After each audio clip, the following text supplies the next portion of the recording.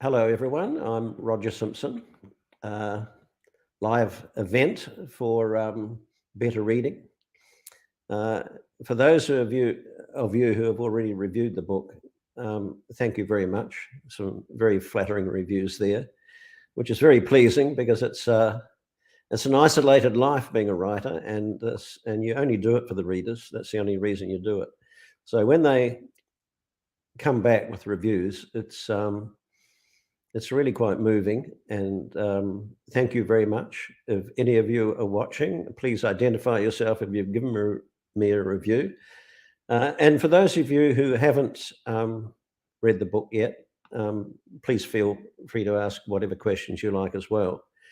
These sessions are always at their most valuable when you're getting feedback from readers or potential readers, because it's one of these rare moments where an author, where the isolation is broken, and the feedback is incredibly important and doesn't happen often enough. So I really value these sessions.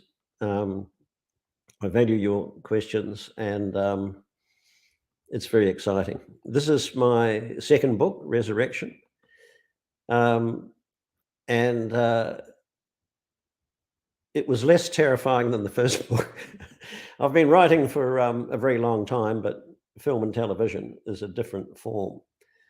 So when I jumped off the cliff with the first one, Transgression, it was a pretty terrifying thing. But Resurrection has been a little easier, and it's been a very enjoyable process.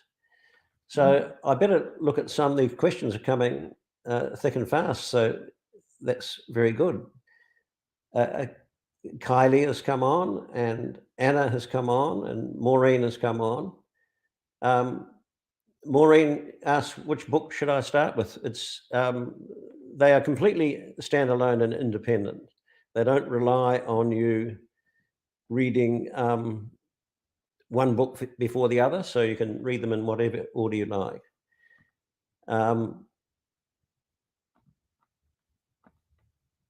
What made me Kylie asks, what made me decide to write books? And well, it's a very simple answer. Mainly, it was the publisher twisting my arm, came along and said, have you ever thought of writing books about Jane Halifax as opposed to the television series? I said, no. And they said, well, why don't you give it a go? And I said, fair enough, I'll give it a go. I thought they were asking me to write one book. They gave me a contract for 3. So there's the first 2, and I'm halfway through the third one at the moment. And suddenly I'm a novelist. It's never too late. It's never too late. So that's why I decided to write books. It was the publisher twisting my arm. I wouldn't have had the courage on my own because I'm very comfortable in drama and film and television. That's what I've been doing for a long, long time. So this was brand new and a little bit scary. Less scary second time round. Christine asks, is being an author something I've always wanted to do? Well, probably when I started writing, I wanted to be a playwright. But back then I had a wife and 2 young kids to support, and it just wasn't a viable, back then, it wasn't a viable occupation for a writer, but television was. So I never gave novel writing much thought because it didn't sound very profitable for someone with a young family to support. So it's only now that I can contemplate taking the risks that go with novel writing. So I haven't always wanted to be a novelist, but having discovered it late in life, I actually think it's the best of the 3 forms, and I'm enjoying it more than anything.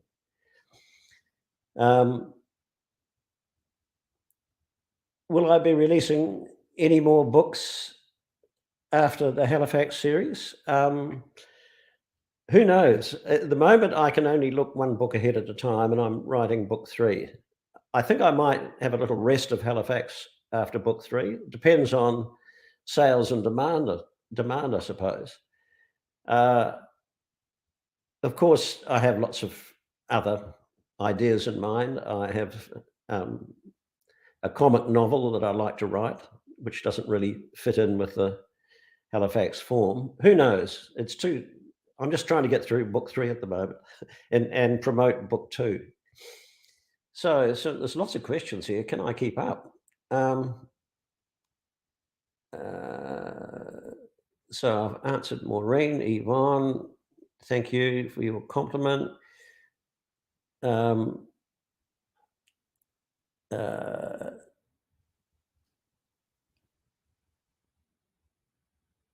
I was so crushed with my. No, there's a long question here which I can't even get into. I don't want to. I'll read it while I. Goodness, so many questions at once. I'm glad there's people out there watching. It wouldn't. It would be a bit embarrassing if they weren't. Um, I better go back to the beginning of this. There's a few I've missed.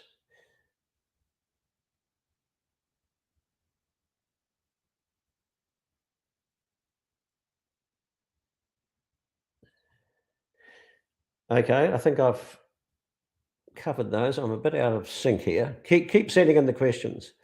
And if I haven't answered your question, please set it again. I had a bit of an avalanche of questions here.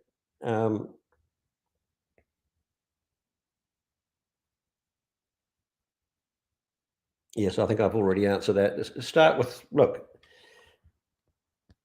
I would actually start with the resurrection, because it's a book where Jane has a serious accident and wakes up from a coma and can't remember who she is.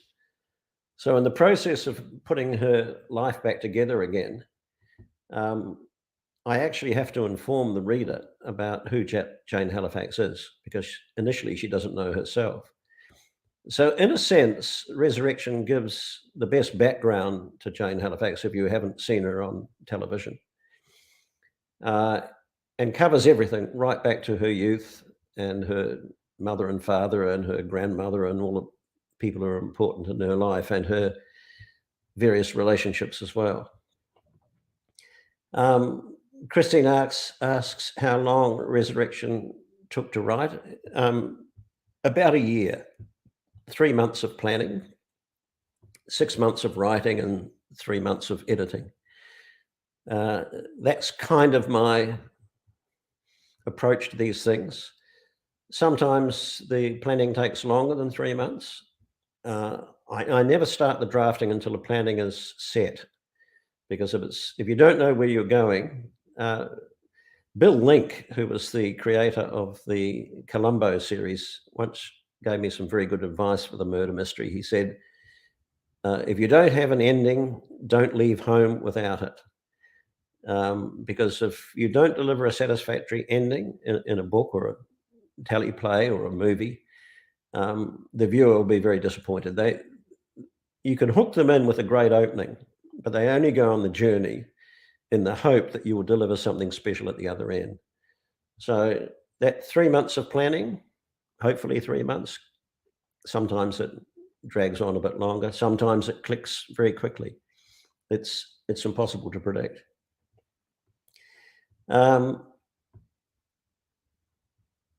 So that's that question. Do I have any impact with the covers of your books? Asked Kylie. I suggest, without, I'm not an art director, without actually designing the books, I suggest what I think the image might be. I try to make sense of the title of the book, Resurrection. What does it mean? Or transgression. What does it mean? It means Jane Halifax walking into a mystery that she has to solve. So the art director came up with that very clever image of the back of Jane Halifax. And that's an interesting image for me because we don't see her face. I'm often asked asked when I write Halifax books, do I write them with Rebecca Gibney in mind? And the answer is no. I know Rebecca, she's a very good friend of mine, and she's nothing like Jane Halifax. Uh, Jane Halifax, she's created because she's a wonderful actor. But she's actually a good mate, very funny, doesn't take life too seriously, has me cracking up all the time.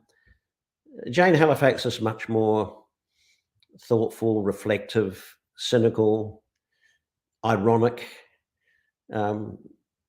Rebecca's a party girl, so I can't write Jane Halifax with Rebecca in mind.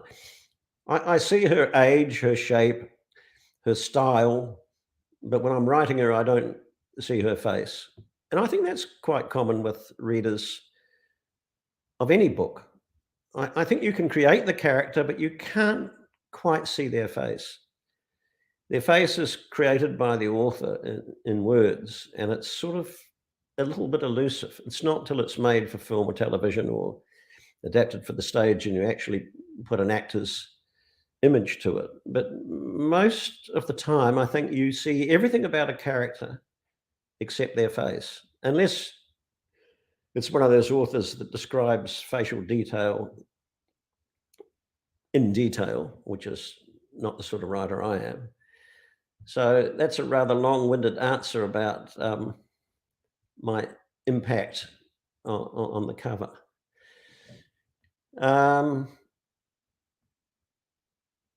We love being able to see and talk to our favourite readers. Thank you, Yvonne. Thanks, Better Reading. I agree.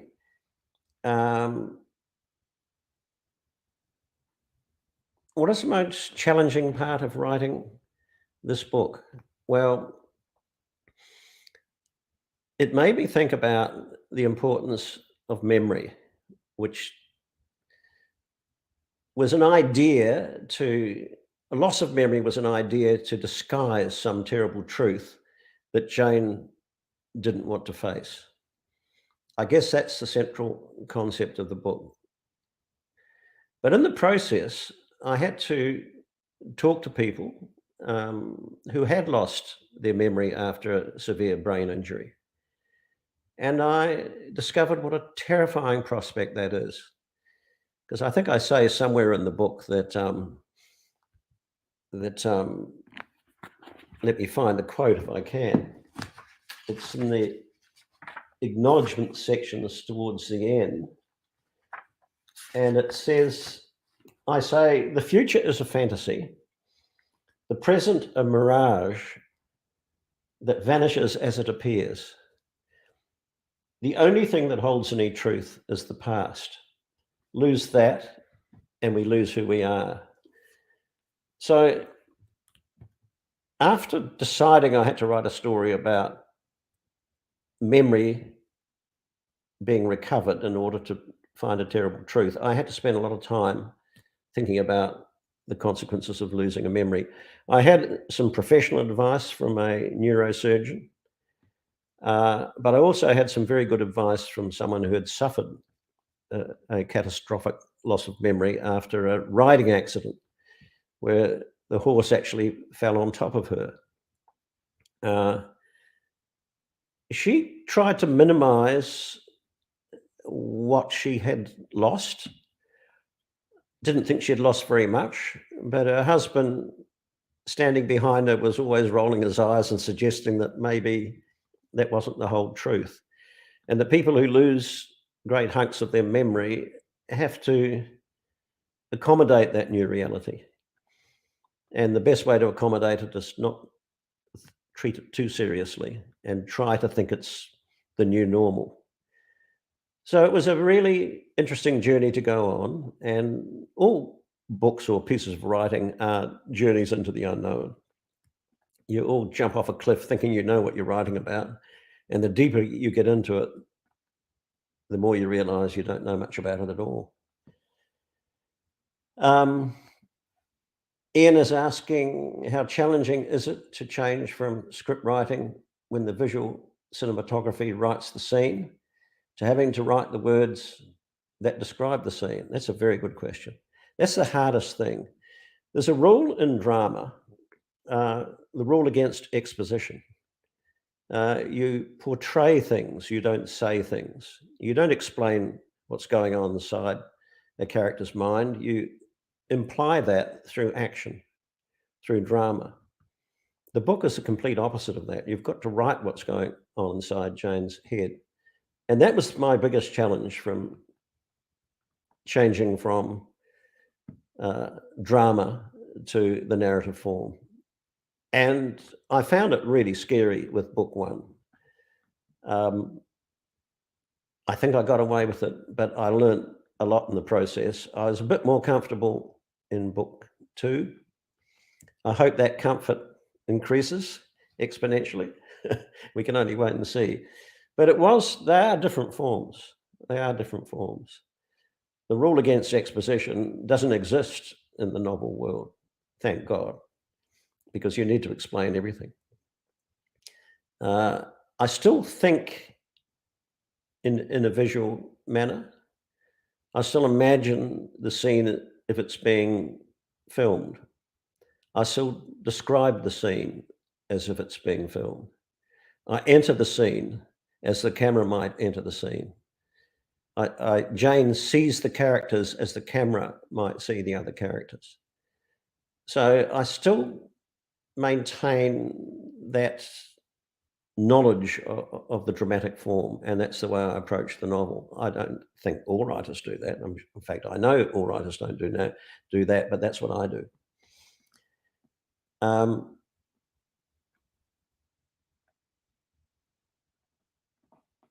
Two more books to add to my reading list, says Hannah. Thank you very much. Another question, do I have a process that I follow every time I write? I tried, when I'm in the drafting world, I try to write 1,000 words a day. It's an old discipline from meeting a deadline in television land. You're given 8 weeks to write a 1-hour script. You better get on with it. If you waste a day, you get behind very quickly.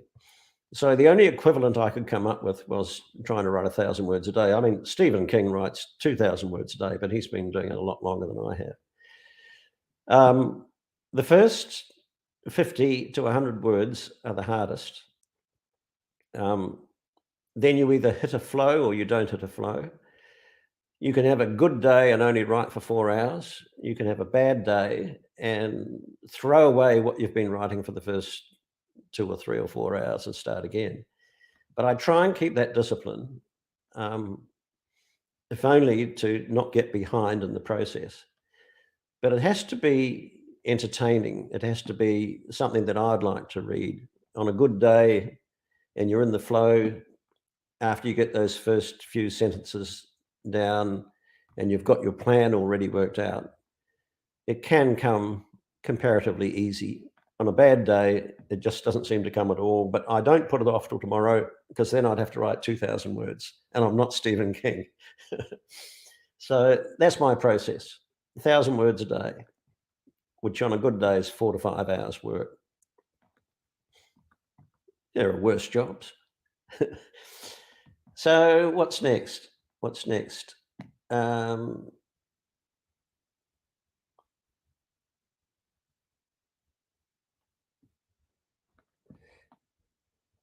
I think I've missed some. I might go back.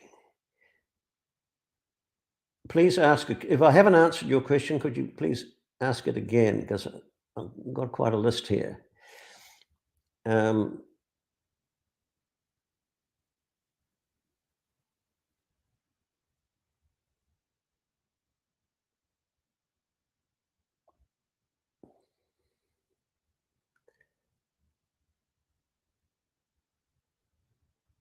Yes, no, I think I actually have covered those things. I have to thank those of you who gave me reviews. I think the better reading reviews have been fantastic and very flattering and very humbling. And as I said earlier on, it's you need that response from the reader, otherwise you have no idea. Because people buy a book, that doesn't mean to say they're going to read it. unfortunately. I mean, I've got a whole heap of books beside my bed. I intend to read them all, but I probably buy more books than I read. I suspect I'm not the only one who does that. So getting a review is really, really important. It's good to get that feedback. And it means that I've finished the book. All of us start books we don't always finish, but a reviewer, if you get a review, it means they've got all the way to the end, which is fantastic. Janine asks, do I always have a plan for a story, or does it change and evolve as you're writing? Well, I start with a plan because, as I said earlier, I think with crime fiction, with the murder mystery or the thriller or whatever you like to call it, you need to be able to deliver the big ending. But the plan does change. I'm currently in the third book. I'm furiously replotting because I got about 30,000 words in and realized I was writing a novel. Wasn't my intention. I thought I was writing a thriller, but I got carried away with my own enjoyment of the words. And the third book is set in America, which is a bit of a challenge in itself, although I've spent a lot of time in the States. But it's still more challenging than setting a Jane Halifax book in Melbourne, where she is so much part of that city that comes natural to you, describe the locations and the various places she goes to. But that wasn't the problem with this book. It wasn't that I was writing a book set in a different country. It was that I got seduced by my own writing. Yes, that can happen. And forgot I was actually writing a thriller. So I'm currently replotting it to make sure it is less a novel and more of a mystery, more of a thriller, a bit more tension, a bit more danger for Jane, a few more unexpected twists and turns along the way, which it's still a novel. I think we call them at the bottom of the book, we say a Jane Halifax novel. We don't say a Jane Halifax thriller. So they are novelesque pieces of work, but they are, I think that Jane Halifax reader wants a thriller, a murder mystery. I hope so. So it does change, Janine, along the way. It does evolve. The first two books, not so much. I think I did meticulous planning on the first two books. The third one, maybe I was a little cocky. Maybe I thought, I think I know where this book's going, and if I get into trouble, I'll write my way out of trouble. Well, I'm a structuralist, and it came back to bite me on the bum. I need to know where I'm going. Otherwise, the choices will be too random. And I don't think they can be if you're going to end up where you end up with a big ending. It's high concept stuff. I've said that before to readers groups about, someone asked me, so why are you attracted to the thriller so much? And my answer, and I didn't even think about it before I said it, is that I like high concept writing. And if the thriller is going to be original and surprising and different from all the other thrillers, it has to have a big idea behind it. It has to have a big idea behind it. So the third book, not that I should be getting ahead of myself, I should be selling you the second one at the moment, but is set in Silicon Valley, Wall Street, and Hollywood, where Jane is visiting her stepdaughter in New York, where she gets lured into a celebrity trial, which is nothing like anything that she's had to experience before in Australia. Celebrity trials, we don't have them. America has them all the time. It's quite a different world for Jane because so much of a celebrity trial is fought out in the press. The lawyers in a celebrity trial are trying to influence the jury before the case even begins. So it's a brand new world for Jane. And she finds that becomes a sort of minor celebrity herself, because anybody associated with this case becomes fodder for the press and becomes fodder for the other side, for the prosecution. Um, so it's a brand new world. It's a lot of fun, but it needs a little bit of replotting, which I'm currently doing. Christine asks, do I have a favourite author? Well, there are so many. If I had to pick one,